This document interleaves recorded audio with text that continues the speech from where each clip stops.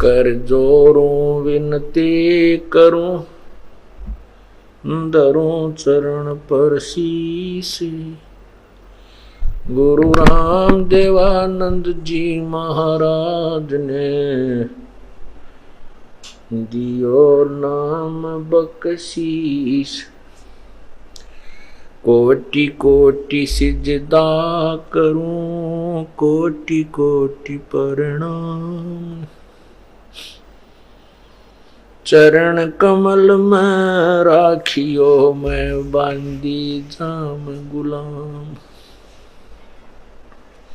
अब गुण किए तो बहुत किए,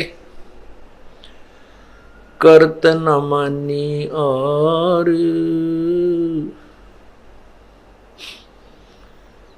बावे बंदा बख्श दियो, बावे गर्दन उतार।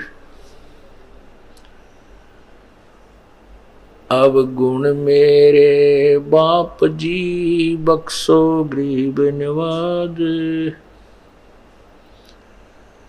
जो मैं पोत कपोत हूँ, बोर पिता को लाज। मैं अपराधी जन्म का, नक्सक भरे विकार।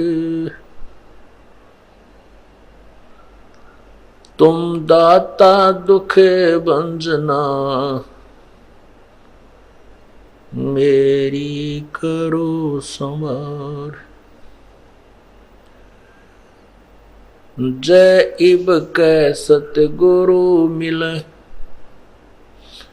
सब दुख आँखों रोय। चरणों ऊपर शीस धरूं, कहूँ जो कहनी होय। गुरु जी तुम ना बोलियो, चाहे लाख लोग मिल जाएं। हमसे तुमको बहुत है, तुमसे हमको नहीं।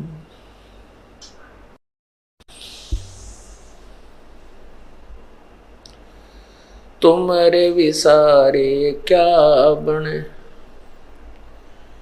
मैं किसकी शरण में जाऊं। शिव विरंच मुनि नारदा, उनके हृदय न समान।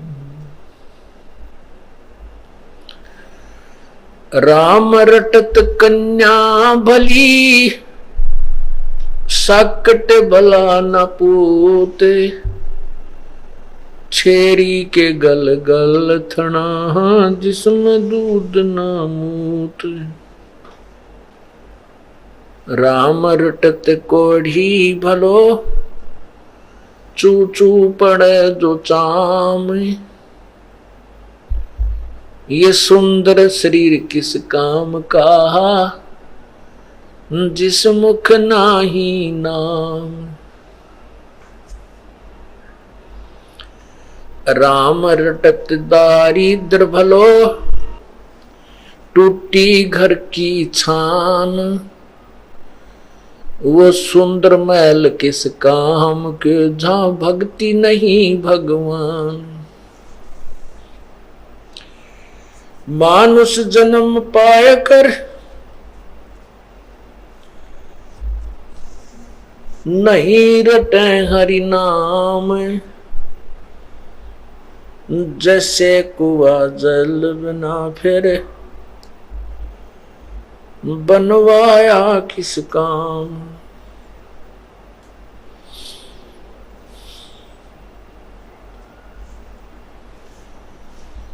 लूट सको तो लूटियो, राम नाम की लूट। पीछे फिर पछताओगे, प्राण जाएंगे छूट।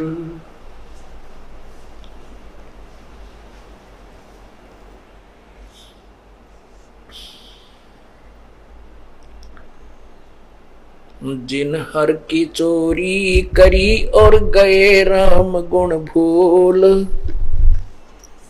ते वेदना बागुल किए रहे उर्द मुख झूल। मानुष जन्म दुर्लभ है भाई मिले न बारंबार, जैसे तरवर से पत्ता टूट गिरे वो बहुर न लगता डार। परम पिता परमात्मा सारी सृष्टि के रचनहार, कुल मालिक, पूर्ण ब्रह्म, कबीर देव, कबीर परमेश्वर इस काल के लोक में आकर अपने निज घर की खबर हमें बताते हैं। हम कौन हैं, कहां से आए थे, यहां जन्म और मृत्यु हमारा किस उद्देश्य से हो रहा है। हम प्रतिदिन देखते हैं कोई ना कोई ऐसी दुर्घटना किसी समाचार पत्र में या वैसे अपनी आंखों के सामने या किसी वैसे रिश्तेदारी या गांव में, शहर में हम प्रतिदिन देखते हैं कि परिवार के परिवार नष्ट हो जाते हैं। एक दुर्घटना के अंदर पूरा परिवार नष्ट हो जाता है। कहीं फ्लड आता है, बाढ़ आ जाती है, कहीं पर भूकंप से शहर के शहर विनाश को प्राप्त हो जाते हैं। जो व्यक्ति आजीवन महल बनाने में, मकान बनाने में लगा रहा और भूकंप आने से उसी महल के अंदर दब के पूरा परिवार नष्ट हो गया।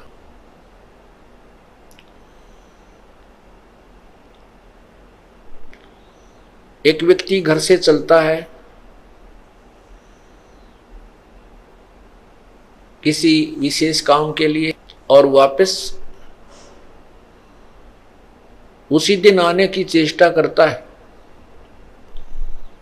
कोई विशेष काम है घर पे और रात्रि को वापस आना अति आवश्यक है।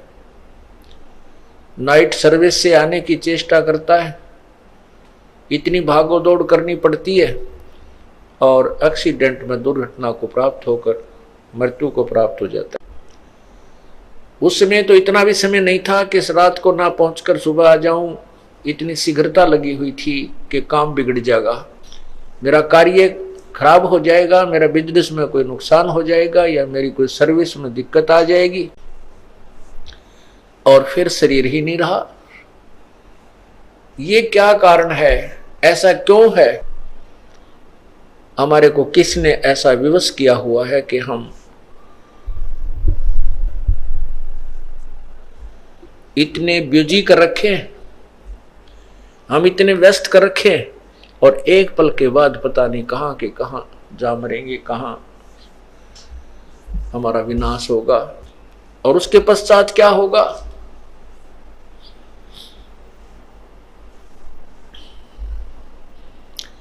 उसके पश्चात क्या होगा, उसके पश्चात संत बताते हैं, नर से तीतू पशुआ की जय दीजे बैल बनाए, चार पहर जंगल में डोले तेरा तो ना पेट भरे। इसके बाद ये होगा।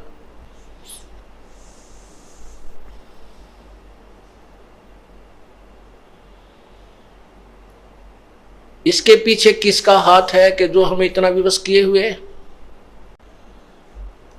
यहां पर कोई भी वस्तु, आप कोई भी व्यवस्था देख लीजिए, जीव के बस से बाहर है।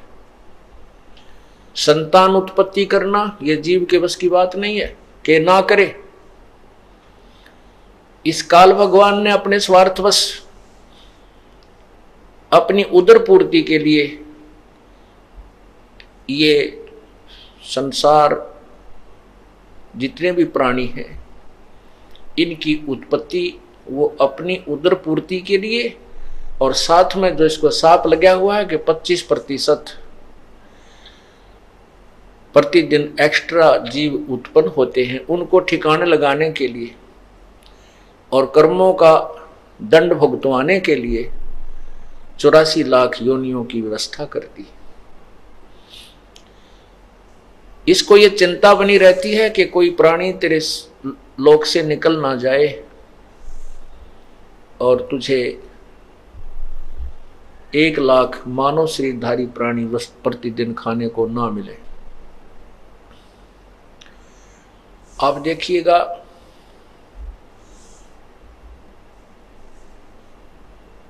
दूसरे जो व्यवस्था है सतिथि, जो भगवान विष्णु जी सतोगुण को ड्यूटी दे रखी है, इसमें भी हम विवश हैं, हमारे बस की बात नहीं। एक दूसरे में मोह हो जाना, संतान के अंदर मोह, माता पिता में प्रेम, बहन भाई का आपस में मोह, पति पत्नी का मोह, ये जीव के बस का नहीं है। ये जो 5 विकार हैं, ये काल भगवान ने सूझबूझ से लगा रखे हैं। और जब इसको मानव शरीर प्राप्त होता है, जब इस प्राणी को मानव शरीर प्राप्त होता है, उस समय यह काल और ज्यादा सतर्क हो जाता है, ये ज्योति निरंजन ब्रह्म सतर्क हो जाता है कि अब इसको ज्यादा ही व्यस्त कर दूं, कहीं ये भक्ति ना कर, यथार्थ भक्ति ना कर ले। गलत भक्ति करता है, करता रहे, शास्त्र विरुद्ध साधना कितनी कर ले, हजारों वर्ष बैठा रहे, मौन रहे, कितनी ही जो है ना मेहनत करता रहे, उसमें इसको नो ऑब्जेक्शन। और जब इसको सत्य भक्ति मिलती है प्राणी को, उस समय ये सतर्क हो जाता है। लेकिन उस समय इसकी दाल नहीं गलती, क्योंकि परमात्मा पूर्ण ब्रह्म विशेष रूप से साथ होता है। ये क्या करता है काल भगवान, जीव को यथार्थ भक्ति ना दे करके, यथार्थ ज्ञान ना दे करके, यही जन्म और मृत्यु के अंदर रहने की व्यवस्था का ज्ञान प्राप्त करवा देता है। कुछ आकाशवाणी कर देता है जो शास्त्र विरुद्ध साधना होती है, और ये भोली आत्माएं जो तत्व ज्ञान से अपरिचित है, ये उस आकाशवाणी जो काल करता है, 21 ब्रह्मांड का ये मालिक है, उस आकाशवाणी को परमात्मा की आकाशवाणी मान करके ये उसको स्वीकार कर लेते हैं। जैसे देवी पुराण में लिखा है कि ब्रह्मा जी कहता है कि मैं जब सचेत हुआ, जब मैं होश में आया, मैं कमल के फूल पर विराजमान था, युवा अवस्था थी, और मुझे नहीं मालूम मैं कहां से उत्पन्न हो गया, मेरा उत्पन्न करने वाला कौन है। उसमें मैंने उस कमल के फूल के नीचे उतरकर डंठल को पकड़ के नीचे उतरा, उस जल का और छोर मुझे कहीं नहीं मिला, वापस आकर के कमल के फूल पर ही बैठ गया। मैं विचार करने लगा कि मैं यहाँ किस लिए उत्पन्न हुआ हूं, मेरा क्या कार्य है। उसी समय आकाशवाणी हुई कि तप करो, तप करो। तो मैंने 1000 वर्ष तक तप किया। उसके बाद आकाशवाणी हुई कि सृष्टि करो। मेरे मन में आया, ब्रह्मा जी कहते हैं कि मेरे मन में आया कि किसकी सृष्टि करूं, कहीं पर कोई पृथ्वी नहीं है, जल ही जल नजर आता है। इस प्रकार ये काल भगवान भ्रमित करता है। इस ब्रह्म ने आकाशवाणी कर दी कि तप करो, और इसने कसम खाई है ब्रह्म ने कि मैं किसी भी प्राणी को जो मेरे 21 ब्रह्मांड में है अपने यथार्थ रूप में दर्शन नहीं दूंगा। इसका यथार्थ रूप कैसा है, ये काल है। गीता जी के अध्याय नंबर 11 के श्लोक नंबर 32 में स्वीकार करता है गीता ज्ञानदाता कि मैं काल हूं और सबको खाने के लिए अब आया हूं, प्रवृत्त हुआ हूं।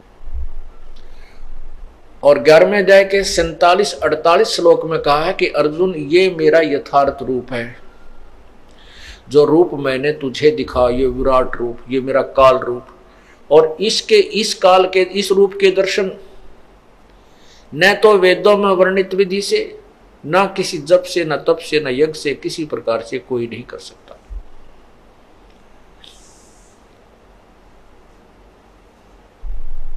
इससे एक बात तो ये सिद्ध हुई कि वेदों में वर्णित विधि से प्रभु प्राप्ति नहीं हो सकती। उससे अन्य लाभ होते हैं, स्वर्ग चला जाना, महास्वर्ग चला जाना, वहां देव बन जाना, इस प्रकार के लाभ हैं। और अपने पुण्य समाप्त होने के उपरांत 84 लाख योनियों में तुरंत ही आ जाना, ये उसकी साधना के लाभ हैं।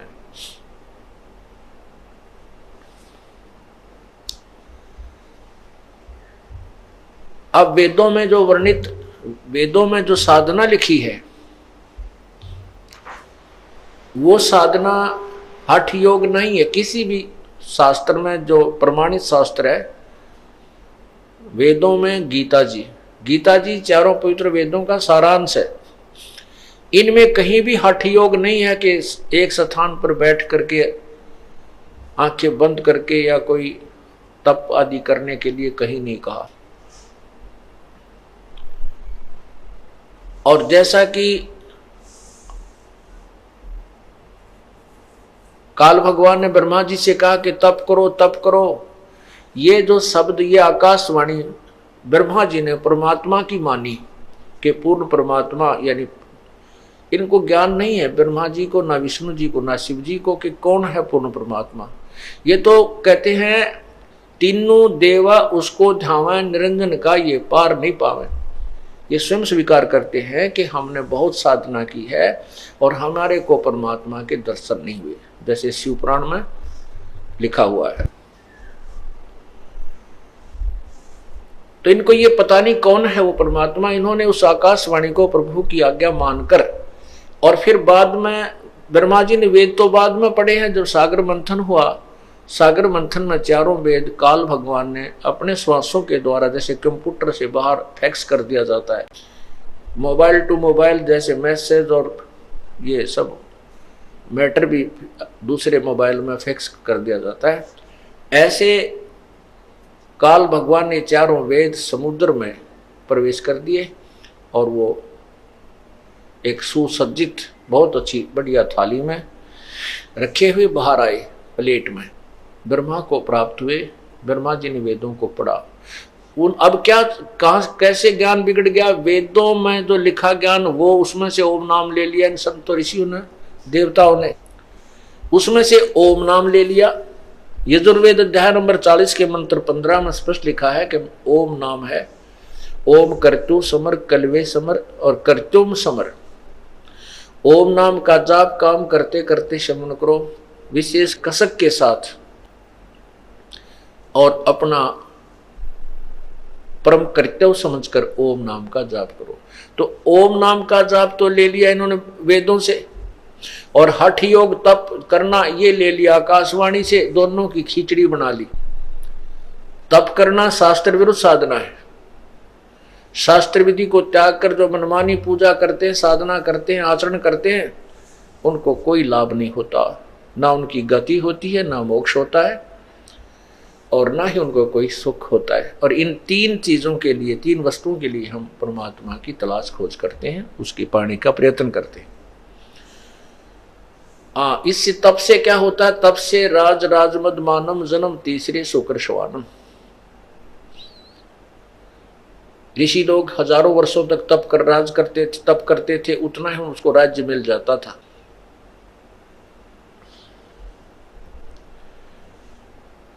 एक प्रियव्रत नाम का राजा था, एक प्रियव्रत नाम का व्यक्ति था। उसने 11 अरब वर्ष तक तप किया। उसको उस तप के प्रतिफल में उतना ही समय तक शासन मिल गया, वो राजा रहा। जब वो अपने 11 अरब वर्ष के राज्य को भोग कर मरने लगा, जब पार्षद यानी यम के दूत उसे लेने आए धर्मराज के दूत उसे लेने आए, तब उसको कहा कि चल प्रियव्रत, तेरा समय पूरा हो गया। ओए होए। तब प्रियव्रत कहता है कि मुझे कुछ और समय दे दो, मुझे कुछ और समय दे दो। तब उन दूतों ने कहा कि नहीं, तेरे लिए अब इससे आगे कोई श्वास भी देने का हुक्म नहीं है। उठा ले गए, धर्मराज के पास पेश कर दिए। वो धर्मराय ने पूछा कि प्रियव्रत, 11 अरब वर्ष तक तूने राज्य तप किया और 11 अरब वर्ष तक तूने अपना राज्य भोग लिया। अब बता, कुछ कमा के लाया के खाली आया? तब प्रियव्रत कहता है, महाराज खाली आया, कुछ नहीं लाया। फिर धर्मराज ने कहा कि इसको गधे की जूनी दो, गधे की योनि मत डाल दो, इसका काला मुंह करो। तब उसने, प्रियव्रत ने कहा, मेरा काला मुंह क्यों कीजिए है? धर्मराज ने कहा कि 11 अरब वर्ष तक तूने तप किया, उसके बदले में राज ले लिया, भगवान की भक्ति करी नहीं, इसलिए तेरा काला मुंह किया जा रहा है और गधे की जूनी में तुझे डाला जा रहा है। तब प्रियव्रत कहता है, भूल हुई, बहुत गलती बनी। तो धर्मराज ने कहा, अब तो बनगी भाई, फिर संभलना। एक काणा कर्ण तपस्वी था, उसने 22 लाख वर्ष तक तप किया, इतने ही वर्ष तक राज्य किया। उसको 22 वर्ष तक तप किया, 22 लाख वर्ष तक तप किया। फिर उसके लिए विमान आया लेने के लिए। अब चलो, तुम याद किए हो, धर्मराज दरबार में चलो। उसको इतना अभिमान हो गया था कि मेरे जैसा जाजुल तप किसी ने नहीं किया होगा।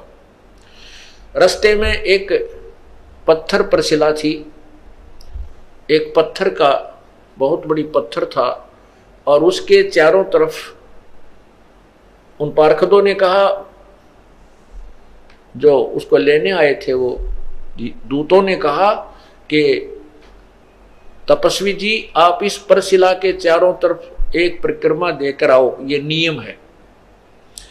अब वो काणा कर्ण तपस्वी उस परशिला के चारों तरफ चलने लगा। उसने देखा वैसे ऐसे 18 करोड़ काणे कर्ण अपना नाम लिख गए हुए थे, मैंने वर्ष तप किया, मैंने इतने लाखों वर्ष तप किया। तब उस काणे कर्ण ने के मन में ये आई कर, तेरे से एक जाजुल तपस्वी है, तेरा तप तो कुछ भी नहीं। एक उसका भी मान तोड़ा। फिर धर्मराज के दरबार में जब गया, धर्मराज ने कहा, न्यायाधीश ने कहा कि भाई तपस्वी जी,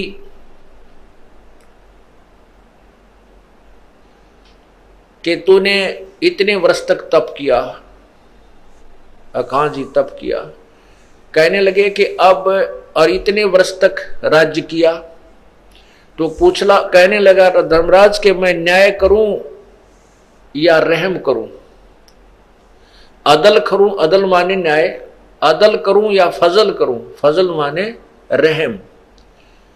अब देखो बुद्धि भ्रष्ट होती है इंसान की।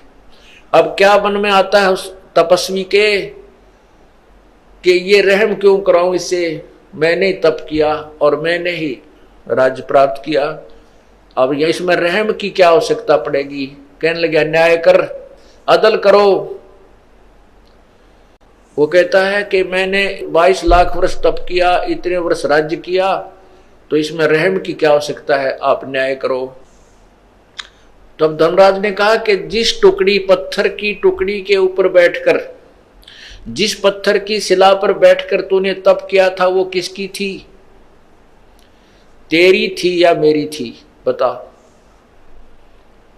अब वो ये कहे कि मेरी थी, तो धर्मराज कहता कि लाया क्यों नहीं, फिर उसने अपनी साथ में तेरी थी। तो तब उसने कहा वो तो महाराज आपकी थी, तो भाई मेरी उस टुकड़ी का अब तू किराया दे मुझे।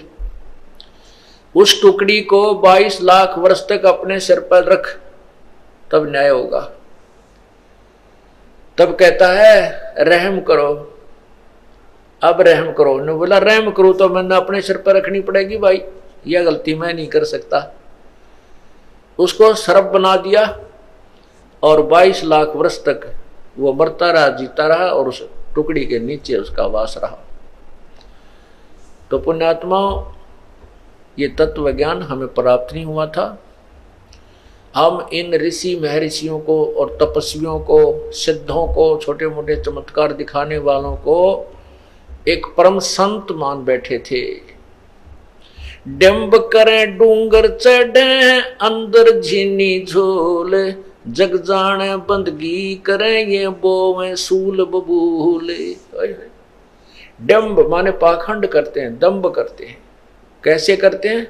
ऊंचे स्थान पर बैठ जाते हैं, ऊंचे से टीले पर जाकर बहुत दूर से सबको दिखाई दे तपस्वी बैठा है, दुनिया जावे मत्था टेके और वाह वाह का पात्र बने।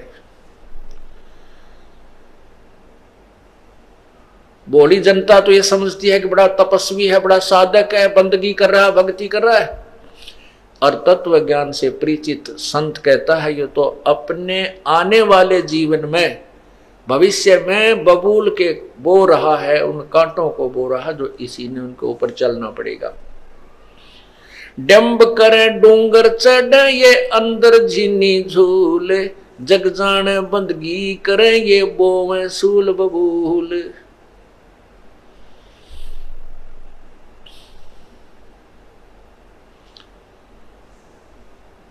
पुण्यात्माओं, ये काल यही चाहता है कि ये प्राणी गलत साधना करे और मेरे जाल में जीवे और मरे, बस। कुछ अनजान लोग कहते हैं भाई परमात्मा की भक्ति तो तब बनती है जब इंसान पूर्ण रूप से काम, क्रोध, मोह, लोभ, अहंकार से रहित हो जाए, तब योग युक्त हुआ जाता है।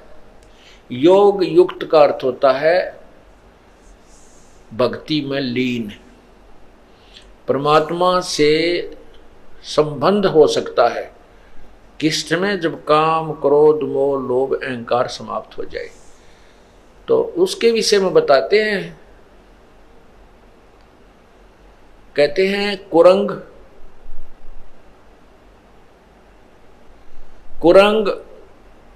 पतंग, मरंग और सरंगा।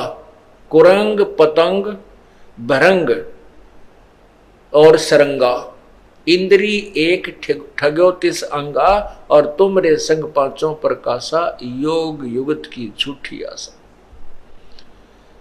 क्या बताना चाहते हैं कि जो व्यक्ति हट करके अपनी इंद्रियों का दमन करने की चेष्टा करता है, कहते हैं वो व्यर्थ में अपने प्रयत्न कर रहा है। ये तो ज्ञान से और परमात्मा के उस एंटीबायोटिक मंत्र से, सतनाम से जो सांस का सिमरन है, उससे ये नरम होंगे, ये कम होंगे, ये डाइल्यूट होंगे। और जिस तरीके से आप प्रयत्न करने की चेष्टा कर रहे हो, हठ योग करके, तपस्या करके इंद्रियों का दमन करना चाहते हो, कभी नहीं हो सकती। विकार मरे मत जानियो जो भूबड़ में आग। जैसे क्या बताते हैं कि कुरंग कहते हैं हिरण को, मृग, उसमें एक कान का विषय होता है, अर्थात वो सुरीली आवाज के ऊपर आसक्त हो जाता है। और शिकारी जो हिरण पकड़ने वाले होते हैं, शिकारी, वो क्या करते हैं, एक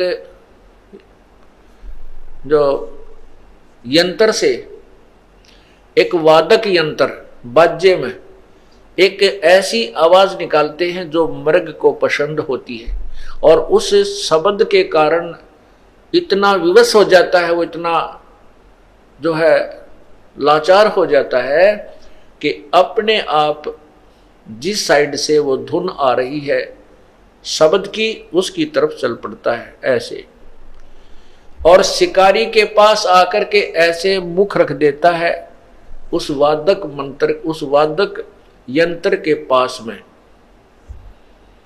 और ऐसे ऐसे बैठ जाता है, और वो शिकारी उसको पकड़ के बांध लेता है और मार के अपना आहार करता है। वो मृग के बस की बात नहीं है कि वो उधर खिंचा ना चला जाए। फिर सपर्श, कुरंग, मतंग, भरंग और श्रृंगा। कुरंग, मतंग, अब मतंग कहते हाथी को। हाथी के अंदर सपर्श अर्थात काम वासना रजोगुण अत्यधिक होता है, और हाथी पकड़ने वाले क्या करते हैं, एक हथनी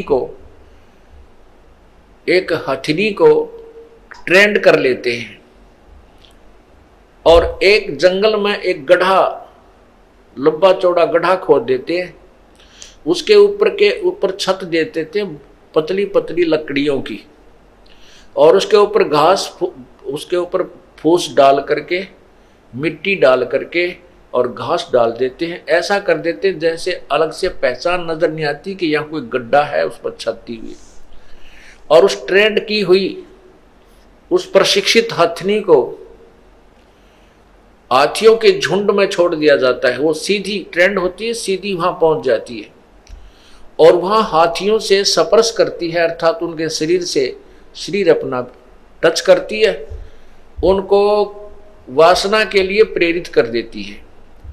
और जब हाथी उसकी तरफ चलते हैं तो वो आगे आगे भाग लेती है। हाथियों के 4, 5, 6, 7, 8 जितने भी होते हैं वो उसके पीछे पीछे चल पड़ते हैं। वो हथनी सीधी उस साइड में आती है जहां से वो गई थी अपने पैरों पद चिन्हों के साथ साथ,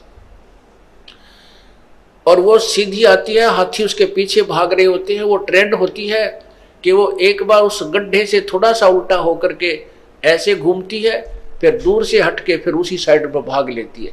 तो हाथी इधर ना जाकर के सीधे ही उसके पीछे उस वासना वसंधे होकर के दौड़ते हैं, और वो गड्ढे में गद्दाए गद 4, 5 कट्ठे फिट हो जाते हैं उसमें, और फिर वो चिंगाड़ मार मार कर रोते हैं गड्ढे में गिर जाने के उपरांत। और जब वो बिल्कुल चिल्ला चिल्लू का, फिर वो बाकी हाथी भाग जाते हैं डर के, तो वो वहां चिल्ला चिल्लू का अपना नितान खूब बिल्कुल सेट हो जाते हैं। जब उनको ऊपर बैठ के वो हाथी पकड़ने वाले अंकुश ठोकते हैं बुरी तरह, उनको बिल्कुल वहीं से सेट करके जब बाहर निकालते हैं, आगे गड्ढा खोद करके बाहर निकाल लिया जाता है। और फिर क्या करते हैं, उन हाथियों को गांव गांव में शहर शहर में ले जाकर उसको एक अपना जो है ना सवारी बना लेते हैं, और उससे रोजी रोटी कमाते। सारी उम्र के लिए फंस गया, एक वासना के कारण सारी उम्र के लिए परवश हो गया। फिर बताते हैं रूप, शब्द, स्पर्श, रूप, रस, गंध। रूप जैसे पतंगे होते हैं और दीपक के जग रहा है उसके ऊपर आकर के वो इतने विवश हैं, इतने आसक्त हैं उस रूप के ऊपर, वो पतंग उस दीपक को एक अच्छी वस्तु जानकर उसके ऊपर गिर जाते हैं और गिरते ही मर जाते हैं। उस रूप के ऊपर आसक्ता उसको कितनी महंगी पड़ी, अपने जीवन से हाथ धो बैठा।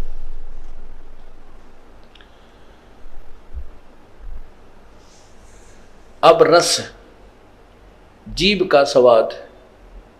मछली को पकड़ने वाले एक मांस का टुकड़ा एक तार के लोहे के हुक में डालकर कांटे में और रस्सी बांध करके जल में छोड़ देते हैं, और मछली आती है उस मांस के टुकड़े को खाने के लिए मुंह उसमें डालती है, वो झटका दे देता है, उसके वो हुक मछली के मुंह में फंस जाता है, उसको बाहर पटक देता है।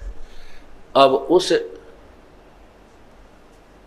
जीव के रस के प्राप्ति के लिए उसने अपनी मछली ने अपनी जीवन बर्बाद कर लिया, वो बाहर आते ही मर गई और शिकारी का आहार बनी।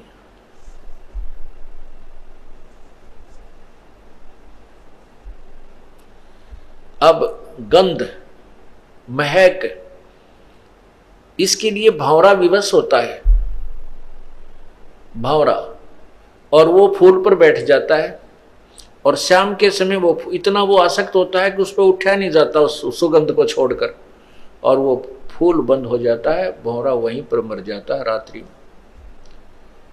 कहते हैं शब्द सप्रस रूप रस गंध।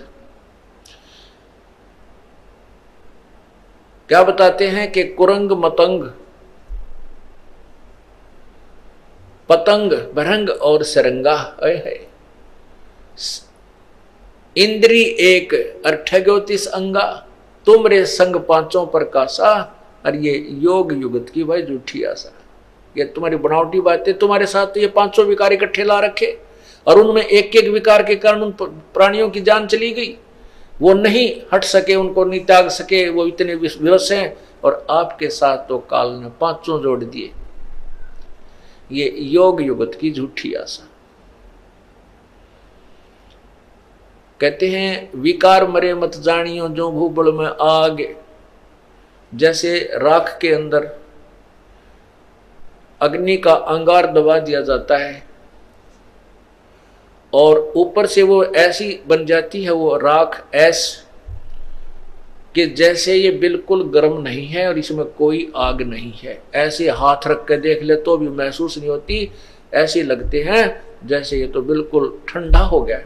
और उसने करेड़ के देखा है, राख हटाकर देखते हैं तो और तेज आंच से अंगार निकलता है।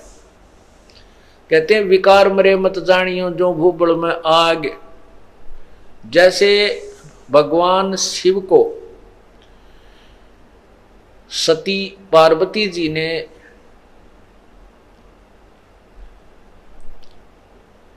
धोखा दे दिया, जैसा कि उन्होंने माना। कैसे कि श्री रामचंद्र जी सीता वियोग में जब सीता का अपहरण हो चुका था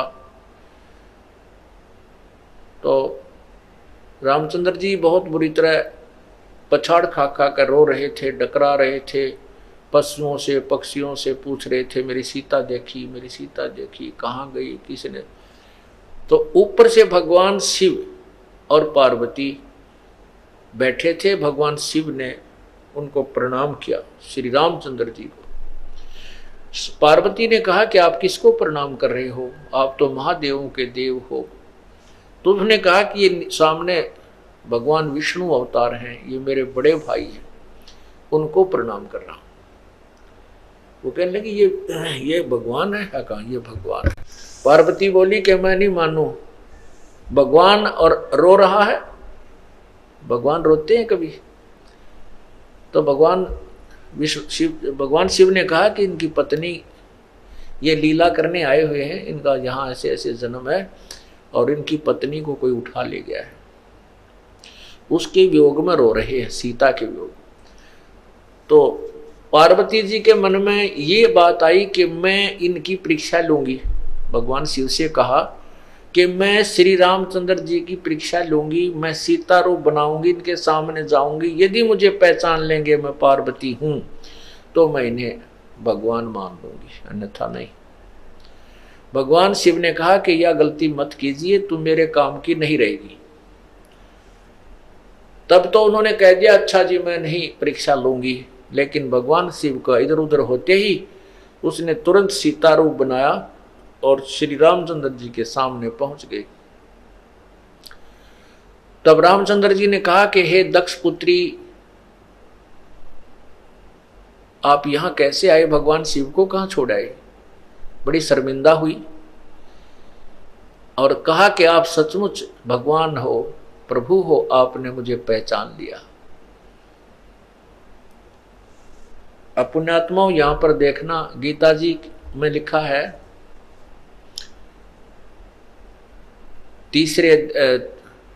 7वें अध्याय के 9 से 10 श्लोक में, 9-10 श्लोक में कि मैं विद्वानों का विद्वान और मैं जो है ना बलवानों का बलवान बल और बुद्धिमानों की बुद्धि ये मेरे हाथ में है। जैसे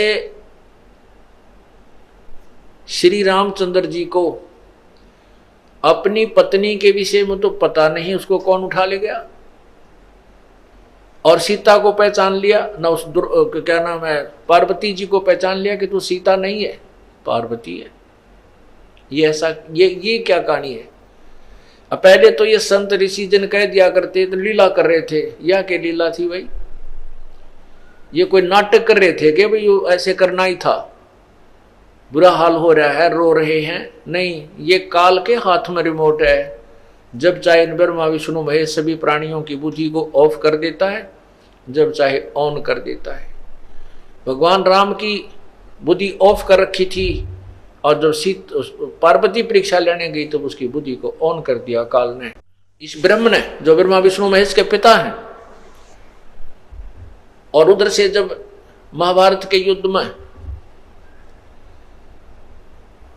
अर्जुन को शक्ति दे दी और ना जाने कितने सैनिकों की हत्या कर डाली इसने, और वही अर्जुन, वही धनुष, जब भगवान श्री कृष्ण जी की मृत्यु के उपरांत और यादों का जो पूरा द्वारका ही नष्ट हो गई थी, पूरा कुल नष्ट हो गया था, उसके बाद श्री अर्जुन जो है गोपनियों को और भगवान श्री कृष्ण जी की 16,000 रानियों को लेकर के आ रहा था। रास्ते में जंगली लोगों ने अर्जुन को पीटा और सभी औरतों के गहने छीन ले गए, लूट लिया उनको, और कुछ एक औरतों को भी अपने साथ ले गए। अर्जुन का हाथ भी ना उठा। वही धनुष था, वही अर्जुन था। तब अर्जुन रोता है कि ये कृष्ण बड़ा छलिया था, इसने हमारे साथ धोखा ही धोखा किया। जब हमारे से पाप करवाना था, जब मुझे शक्ति दे दी, और आज मैं खड़ा खड़ा पिट रहा हूं, वही अर्जुन हूं और वही बाण है। आज मेरे से बाण उठाया भी नहीं जा रहा है, मेरी शक्ति कहाँ गई? परमात्मा बंदी छोड़, कबीर साहब कहते हैं, जो तुम्हें सबको नचा रहा उसका तो तुम्हें पता नहीं। श्री कृष्ण छलिया नहीं था, ये तो वो काल था जो इनको सबको नचा रहा है। अब उधर से भगवान श्री शिव जी को पता चला कि पार्वती आप परीक्षा लेकर आई हो। अब ऑन कर दी बुद्धि काल ने उसकी, शिव जी की, कि नहीं तू परीक्षा लेकर आई है। तब वो शर्मिंदा होगी, न वाली गलती बन गई मेरे से। तो उसने कहा भगवान शिव ने कि आज से तू मेरे लिए पत्नी रूप में स्वीकार्य नहीं है, क्योंकि आपने मेरे बड़े भाई की पत्नी का रूप धारण कर लिया, सीता जी का रूप धारण कर लिया, इसलिए मेरे लिए तू मां के तुल्य होगी। और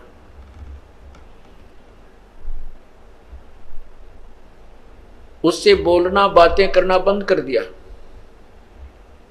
पार्वती ने एक दिन देखा, 2 दिन देखा, 10 दिन देखा, कि फिर वो जान गई पक्का हट कर दिया, अब ये नहीं बोलेगा, इसलिए क्यों ना कुछ दिन अपने मायके चली जाऊं, कुछ दिन में ठीक हो जाएंगे ये।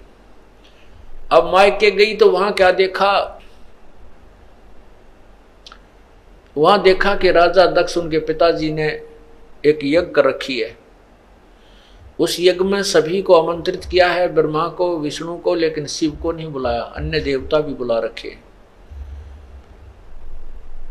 इस बात से उसने जाकर के अपने माता पिता से कहा कि आपने अपने दामाद शिव को क्यों नहीं आमंत्रित किया, हमें क्यों नहीं बुलाया?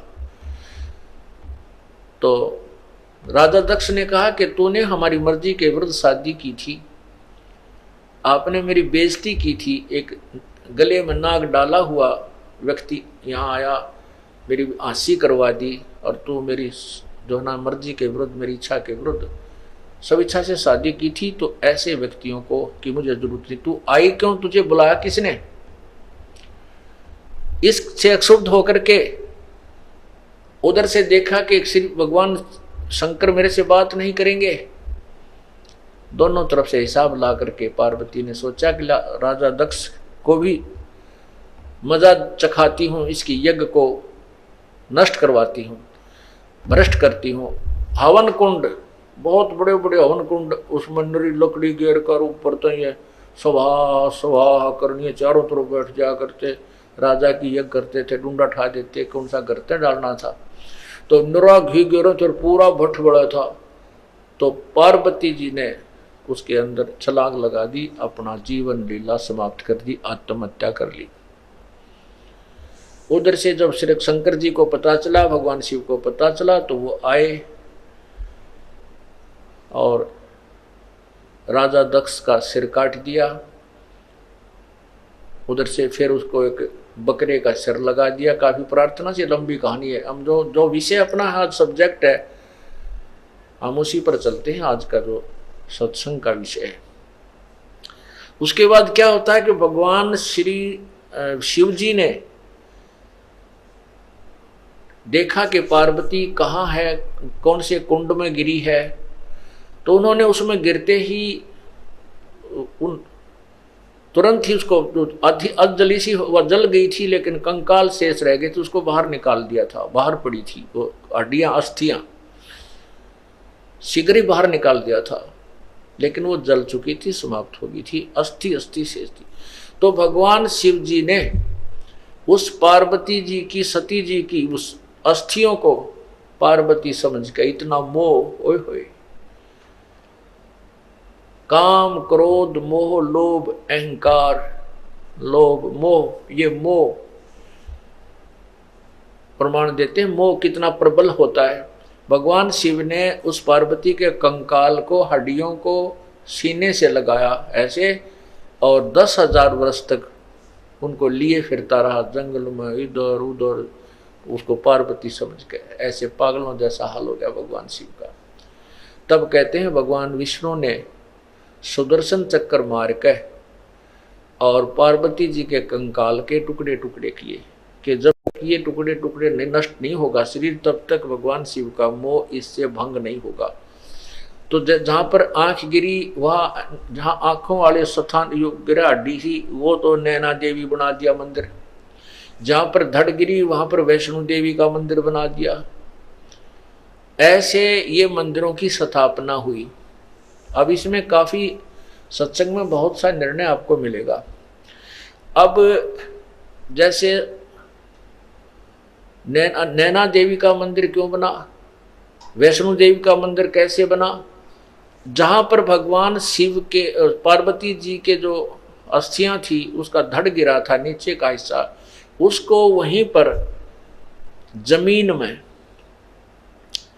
गाड़ कर अंतिम संस्कार किया गया, और उसके ऊपर एक यादगार बना दी, गुंबद सा बना दिया, कि आने वाले समय में ये यादगार बनी रहे कि भगवान शिव की ने ऐसी लीला की थी, पार्वती ऐसे हुआ था, और उसकी यहाँ पर ये धड़ को अंतिम संस्कार किया गया था। जहाँ नैन पड़ी, वहां पर नैना देवी का भी इसी प्रकार यादगार बनाई थी कि आने वाले समय में कहीं न ऐतिहासिक बातों को कोई जुटला ना दे।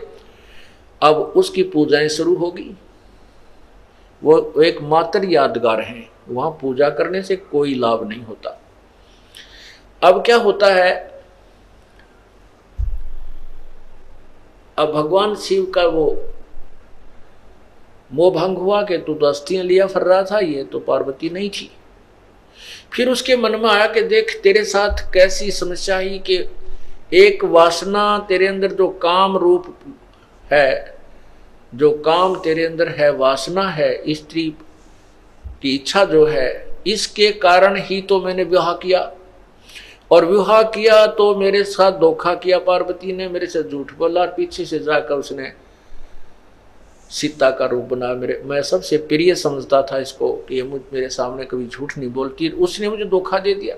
तो क्यों ना ऐसा यत्न करूं कि मैं अपने इस विषय वासनाओं को, अपने रजोगुण को, अपने काम को समाप्त कर दूं, तपस्या करके मुझे भविष्य में स्त्री की आवश्यकता ही ना पड़ी। इस उद्देश्य से भगवान शिव ने 88,000 वर्ष तक तपस्या की, और कहते हैं कामदेव को नष्ट कर दिया। ये काल बड़ा चाल है, चालबाज है। उसने एक भेज दिया अपना ड्रामा करके उसने कहा मैं कामदेव हूँ, मुझे माफ कर दो, माफ कर दो। भगवान शिव ने उसको अपने त्रिशूल आदि से दृष्टि से नष्ट कर दिया कि मैं तुझे नष्ट कर देता हूँ। अब भगवान शिव जी ने सोचा ले कट गया रोग, कामदेव न मर गया, अब तू निश्चिंत हुआ। अब कुछ वर्षों के बाद काल भगवान को याद आई बात। कुछ वर्षों के बाद काल भगवान के मन में आया कि इस प्रकार जैसे आज भगवान इस शिव ने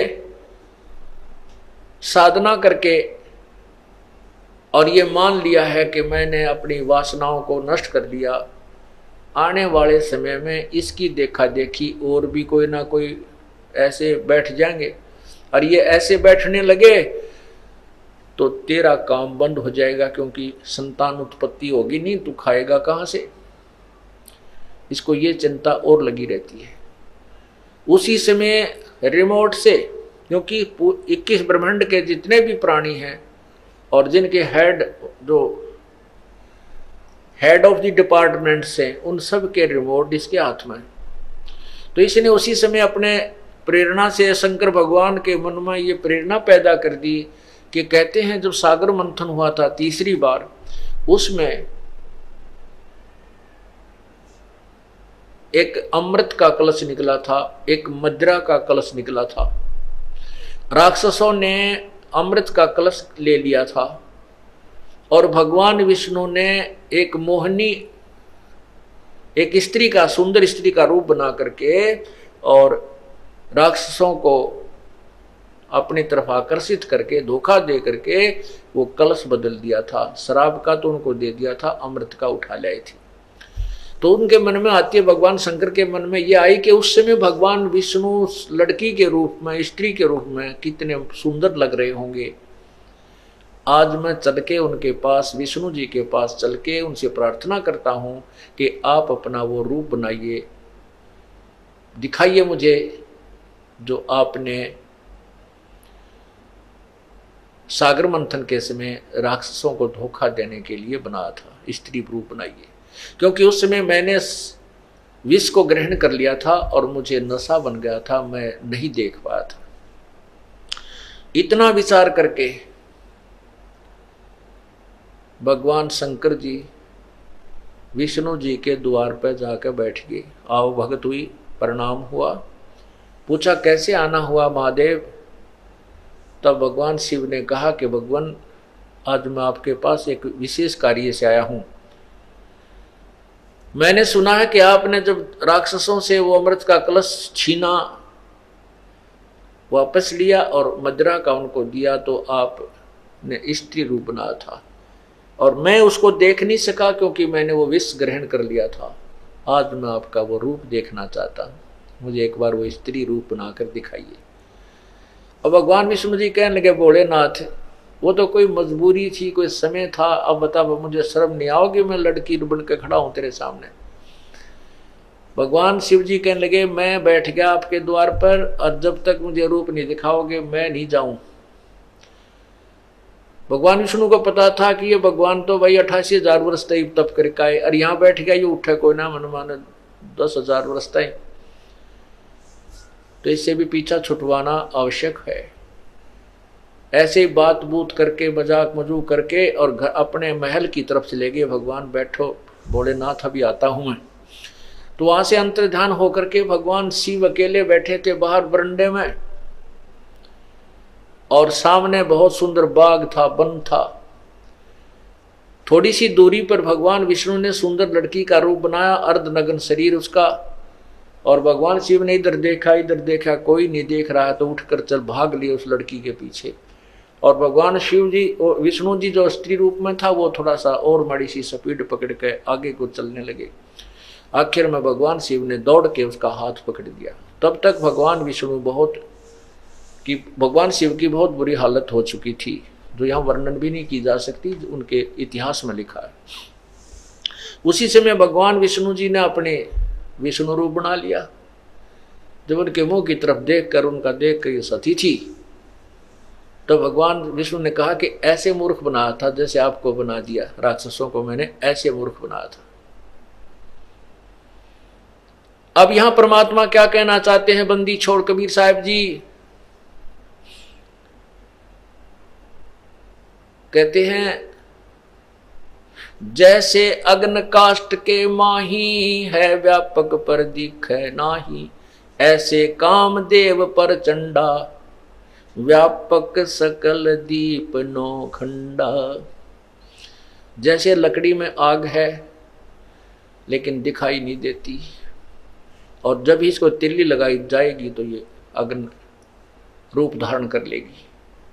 कहते हैं जैसे अग्नि काष्ठ के माही है व्यापक पर दिख नाही, ऐसे काम देव पर चंडा और व्यापक सकल दीप नौखंडा। विकार मरे मत जानियो जो भूबल में आग, इसका तरीका ही दूसरा है। इसको विकारों को नष्ट करने का जो काम क्रोध मोह लोभ अहंकार रूपी शब्द सप्रस रूप रसगंध आदि हैं, इनको नष्ट किसी हठ योग या क्रिया से नहीं किया जा सकता। इससे तो ये सिर्फ एक कुछ समय के लिए ऐसा लगेगा जैसे भूबल में आग होगी हो, ऊपर राख ठंडी हो जाती है लेकिन अंदर ज्यों की त्यों विद्यमान रहती है। इसका तरीका है ज्ञान प्रथम, ज्ञान के बाद फिर सिमरन, जो श्वास का सिमरन है, इन विकारों को बिल्कुल धीरे धीरे नष्ट कर डालता है।